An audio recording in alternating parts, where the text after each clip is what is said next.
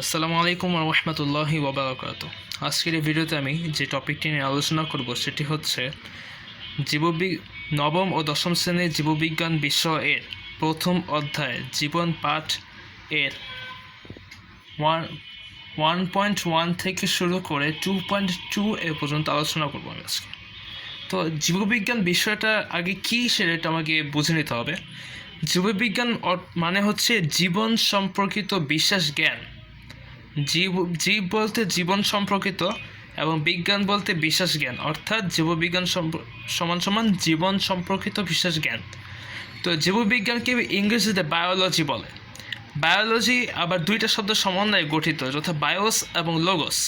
Bias মানে জীবন এবং logos অর্থ জ্ঞান। এই লোগোসকে আবার দুই ভাগে ভাগ করা হয়েছে, যথা ভৌত জীববিজ্ঞান এবং ফলিত জীববিজ্ঞান। অর্থাৎ টোটাল বায়োলজিটাকে ভৌত জীববিজ্ঞান এবং ফলিত জীববিজ্ঞান ভাগে ভাগ করা হয়েছে। আবার অপরদিকে জীববিজ্ঞানকে প্রাথমিকভাবে উদ্ভিদ বিজ্ঞান এবং প্রাণী বিজ্ঞানে ভাগ করা হয়েছে। তো আজকে এখানে আমি প্রথমে ভৌত জীববিজ্ঞান নিয়ে আলোচনা করব। ভৌত জীববিজ্ঞান হচ্ছে যে জীববিজ্ঞানের যে শাখায় তাত্ত্বিক বিষয় নিয়ে আলোচনা হয় তাকে ভৌত জীববিজ্ঞান বলে। এখানে কিছু উদাহরণ আছে, যেমন অঙ্গ সংস্থান মরফোলজি। জীবের সার্বিক অঙ্গ সংস্থানিক বা দৈহিক গঠন বর্ণনা এই শাখার আলোচ্য বিষয়। দেহের বহিঃ অঙ্গ সংস্থানকে ও দেহের অভ্যন্তরীণ বর্ণনার বিষয়কে অঙ্গ সংস্থান বলে। অর্থাৎ এখানে বলছে যে অঙ্গ সংস্থান বলতে আমাদের দেহের বাইরে এবং ভিতরে যে সমস্ত অঙ্গ রয়েছে সে সমস্ত অঙ্গের বিষয়ে যে টপিকে যেই শাখায় আলোচনা করা হয় তাকে অঙ্গ সংস্থান বলে। আমাদের দেহের বাইরের অঙ্গগুলোকে বহিঃ অঙ্গ সংস্থান বলে এবং ভেতরের অঙ্গ যে শাখা আলোচনা হয় তাকে বলা হয় অন্ত অঙ্গ সংস্থান। আশা করি এটা বুঝতে পেরেছ। এরপর হচ্ছে শ্রেণীবিন্যাস বিদ্যা বা ট্যাক্সোনমি। জীবের শ্রেণীবিন্যাস ও তার রীতিনীতিগুলো এই শাখায় আলোচিত হয়। অর্থাৎ আমাদের জীবের যে বিভিন্ন ধরনের ক্লাসিফিকেশন আছে বা আমাদের যে জীবের যে বিভিন্ন বিভাগ আছে এবং যে বিভিন্ন শ্রেণীতে যে ভাগ করা হয়েছে সেই সমস্ত বিভাগের বিষয়গুলো এই শাখায় অর্থাৎ শ্রেণীবিন্যাস বা ট্যাক্সোনমিতে আলোচনা করা হয়। এখানে স্পষ্টতই উল্লেখ করা আছে জীবের শ্রেণীবিন্যাস ও তার রীতিনীতিগুলো এই শাখায় আলোচিত হয়, অর্থাৎ তার বিভাগগুলো এখানে আলোচনা করা হয় এবং যে কোনো জীবকে যে শ্রেণীতে ভাগ করবে তার পূর্বে এই শাখায় এই বিষয় নিয়ে আলোচনা করা হয়। আশা করি বিষয়টা বুঝতে পেরেছ। এরপর হচ্ছে শারীরবিদ্যা ফিজিওলজি। জীবের দেহের নানান অঙ্গ প্রত্যঙ্গের জৈব রাসায়নিক কার্যাদি যেমন শ্বাস, শ্বসন, রেচন, সালোক সংশ্লেষণ ইত্যাদি বিষয়ে আলোচনা করা হয়। অর্থাৎ শারীরবিদ্যা হচ্ছে এমন একটি শাখা যেখানে আমাদের শরীরের বা বিভিন্ন জীবের শরীরে জৈব রাসায়নিক কার্যাবলী যেমন শ্বসন, রেচন এবং পরিপাকতন্ত্র ইত্যাদি বিষয় নিয়ে আলোচনা করা হয়। আশা করি বুঝতে পেরেছো এটা। এরপর হচ্ছে হিস্টোলজি। জীবদেহের টিস্যুসমূহের গঠন, বিন্যাস এবং কার্যাবলী এই শাখায় আলোচনা করা হয়। অর্থাৎ আমাদের বিভিন্ন জীবদেহের টিস্যু কীভাবে গঠিত হয়েছে এবং কীভাবে বিন্যস্ত হয়েছে এবং এরা কীভাবে কাজ করে এই বিষয় নিয়ে হিস্টোলজিতে বিস্তারিতভাবে আলোচনা করা হয়েছে। আশা করি এটা বুঝতে পেরেছ। এরপর হচ্ছে ভ্রূণবিদ্যা বা এমব্রায়োলজি। জননকোষের উৎপত্তি, নিষিক্ত জাইগোট থেকে ভ্রূণের সৃষ্টি, গঠন, পরিস্ফুটন, বিকাশ প্রভৃতি নিয়ে আলোচনা করা হয়। অর্থাৎ প্রজনন প্রক্রিয়ার মধ্যে যে আমাদের জননকোষের উৎপত্তি হয় এবং নিষিক্ত জাইগোট থেকে যে ভ্রূণের সৃষ্টি হয় এবং তা পরিস্ফুটন বৃদ্ধি হয়ে যে মানব জীবের জন্ম সম্পন্ন হয় এইসব বিষয় নিয়ে যে শাখা আলোচনা করা হয় তাকে বলা হয় ভ্রূণবিদ্যা। আশা করি এটা বুঝতে পেরেছ। এরপর হচ্ছে কোষবিদ্যা। জীবদেহে কোষের গঠন, কার্যাবলী ও বিভাজন সম্পর্কে যাবতীয় আলোচনা এই শাখার বিষয়। অর্থাৎ আমাদের জীবদেহে যে কোষের গঠন আছে এবং সেগুলো কীভাবে গঠন হয়েছে এবং তাদের কাজ কী এবং এরা কীভাবে বিভাজিত হয় সেই সমস্ত বিষয়ে বিস্তারিতভাবে কোষবিদ্যা শাখায় আলোচনা করা হয়। আশা করি এটা বুঝতে পেরেছ। এরপর হচ্ছে বংশগতি বিদ্যা বা জেনেটিক্স। জীব ও জীবের বংশগতি ধারা সম্পর্কে এর শাখায় আলোচনা করা হয়। আশা করি এটা বুঝতে পেরেছ। এরপর হচ্ছে বিবর্তন বিদ্যা। পৃথিবীতে প্রাণের বিকাশ, জীবের বিবর্তন এবং ক্রমবিকাশের তথ্যসমূহের আলোচনা এই শাখার বিষয়। বাস্তুবিদ্যা ইকোলজি। এই শাখায় প্রাকৃতিক পরিবেশের সাথে জীবের আন্তঃসম্পর্ক নিয়ে আলোচনা করা হয়। অর্থাৎ এই বাস্তুবিদ্যার মাধ্যমে আমাদের সাথে যে পরিবেশের যে সম্পর্কটা রয়েছে বা জীবের সাথে যে পরিবেশের যে খাপ খাওয়ানো এবং তার নির্ভরশীলতার যে সম্পর্কটা রয়েছে সেই সম্পর্কগুলো এই বাস্তুবিদ্যায় আলোচনা করা হয়। আশা করি এটা বুঝতে পেরেছ। এবং এরপর আছে এন্ডোক্রাইনোলজি।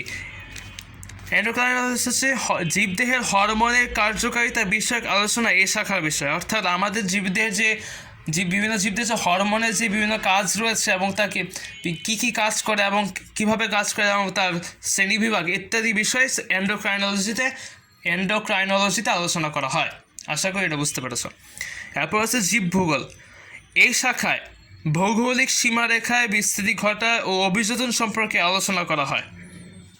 অর্থাৎ এখানে আমাদের যে ভৌগোলিক সীমারেখা আছে সেটা কীভাবে জীবে বিস্তৃতি ঘটছে এই বিষয়ে এবং আমাদের যে অভিযোজন ক্ষমতা রয়েছে সে বিষয় নিয়ে এই জীবভূগোল শাখায় আলোচনা করা হয়।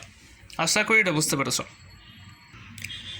এরপর যে শাখাটা রয়েছে মৌলিক শাখাটা সেটা হচ্ছে যে ফলিত জীববিজ্ঞান।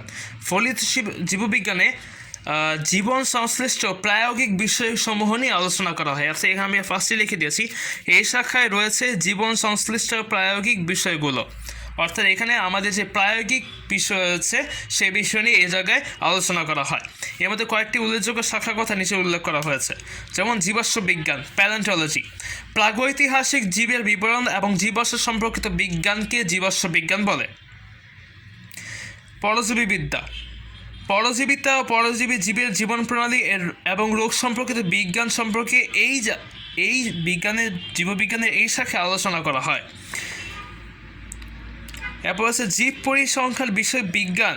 অর্থাৎ জীব পরিসংখ্যান বিদ্যাতে জীবের যে পরিসংখ্যান রয়েছে সেই বিষয়ে এই শাখায় আলোচনা করা হয়। আমাদের যে জীবের যে বিভিন্ন ধরনের পরিসংখ্যান বা দিন দিন যে কত জীব বাড়ছে এবং কত জীব বিলুপ্ত হচ্ছে সেই বিষয় নিয়ে জীব পরিসংখ্যান বিদ্যায় আলোচনা করা হয়।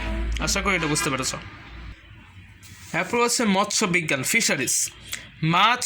মাছ উৎপাদন, মৎস্য সম্পদ ব্যবস্থাপনা ও সংরক্ষণ সম্পর্কিত বিজ্ঞান। অর্থাৎ আমাদের যে মাছ রয়েছে তা কীভাবে উৎপাদন করা হয় এবং কীভাবে মাছের ব্যবস্থাপনা হয় এবং তা কীভাবে সংরক্ষণ করা যায় এই বিষয় নিয়ে মৎস্য বিজ্ঞানে বিস্তারিতভাবে আলোচনা করা হয়েছে।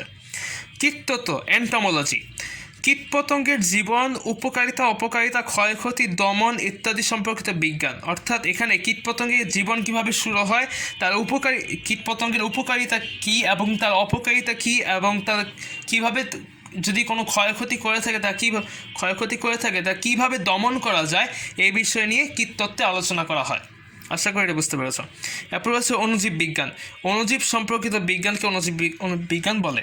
কৃষি বিজ্ঞান, কৃষি বিষয়ক বিজ্ঞানকে কৃষি বিজ্ঞান বলে। চিকিৎসা বিজ্ঞান, মানবদেহ, রোগ, চিকিৎসা ইত্যাদি সম্পর্কিত বিজ্ঞানকে চিকিৎসা বিজ্ঞান বলে। তারপর আছে জিন প্রযুক্তি। জিন প্রযুক্তি ও এর ব্যবহার সম্পর্কিত বিজ্ঞানকে জিন প্রযুক্তি বিজ্ঞান বলে। প্রাণ রসায়ন, জীবের প্রাণ রাসায়নিক কার্যাবলী, রোগ ইত্যাদি সম্পর্কিত বিজ্ঞানকে প্রাণ রসায়ন বলে। পরিবেশ বিজ্ঞান, পরিবেশ সম্পর্কিত বিজ্ঞানকে পরিবেশ বিজ্ঞান বলে। সামুদ্রিক জীববিজ্ঞান, সামুদ্রিক জীব সম্পর্কিত বিজ্ঞানকে সামুদ্রিক জীববিজ্ঞান বলে বা ওশানোগ্রাফি। বনবিজ্ঞান, ফরেস্ট্রি, বন সম্পদ ব্যবস্থাপনা সংরক্ষণ সম্পর্কিত বিজ্ঞান। অর্থাৎ আমাদের বনে যে সম্পদ রয়েছে তা কীভাবে অর্জন করা যায়, কীভাবে বা ব্যবস্থাপনা করা হয় এবং কীভাবে তা সংরক্ষণ করা যায় এই বিষয় নিয়ে বিস্তারিত আলোচনা এবং পদক্ষেপ এই বনবিজ্ঞান শাখায় আলোচিত হয়। এরপর আছে জীব প্রযুক্তি, বায়োটেকনোলজি। মানব এবং পরিবেশের কল্যাণে জীব ব্যবহারের প্রযুক্তি সম্পর্কিত বিজ্ঞানকে জীব প্রযুক্তি বিজ্ঞান বলে। আশা করি এটা বুঝতে পেরেছি। অর্থাৎ মানুষ এবং পরিবেশের কল্যাণে যে বিভিন্ন ধরনের প্রযুক্তি ব্যবহার করা হয় এবং সেই ক্ষেত্রে যে ক্ষেত্রে মানুষের কল্যাণ হয় এই সমস্ত জিনিসকে লক্ষ্য রেখে যে বিষয় নিয়ে এইসব বিষয়ে যে শাখায় আলোচনা করা হয় তাকে জীব প্রযুক্তি বলে। এরপর হচ্ছে ফার্মেসি, ঔষধ শিল্প ও প্রযুক্তি বিষয়ক বিজ্ঞান। অর্থাৎ ফার্মেসিতে হচ্ছে আমাদের বিভিন্ন যে রোগ হলে যে ঔষধের যে বিভিন্ন ব্যবস্থাপনা এবং ওষুধ নিয়ে যে গবেষণা হয় সেই সমস্ত জিনিস ফার্মেসিতে আলোচনা করা হয়। এরপর হচ্ছে বন্যপ্রাণীবিদ্যা, ওয়াইল্ড লাইফ। বন্যপ্রাণী বিষয়ক বিজ্ঞানকে বন্যপ্রাণীবিদ্যা বলে। তারপর বায়োইনফরমেটিক্স, তো কম্পিউটার প্রযুক্তি নির্ভর বিজ্ঞান ভিত্তিক তথ্য যেমন ক্যান্সার বিষয়ক বিজ্ঞান বিষয়ে যে বিভিন্ন রোগ নির্ধারণ করা হয় নিরাময় করার জন্য যে আমাদের আইসিটির উপর ডিপেন্ড করতে হয় বা আইসিটির উপর যে আমাদের নির্ভর করতে হয়, এই সমস্ত বিজ্ঞানকে একসাথে করে যে বিজ্ঞানটা আমাদের তৈরি হবে, যে শাখা এইসব বিষয় নিয়ে আলোচনা করা হয়, তাকে বলা হয় বায়োইনফরমেটিক্স। আশা করি এটা বুঝতে পারছো। তো এই ছিল আজকের টপিকে বিস্তারিত আলোচনা। যদি ভিডিওটি ভালো লেগে থাকে অবশ্যই লাইক দেবেন, শেয়ার করবেন এবং আমার চ্যানেলে সাবস্ক্রাইব করবেন।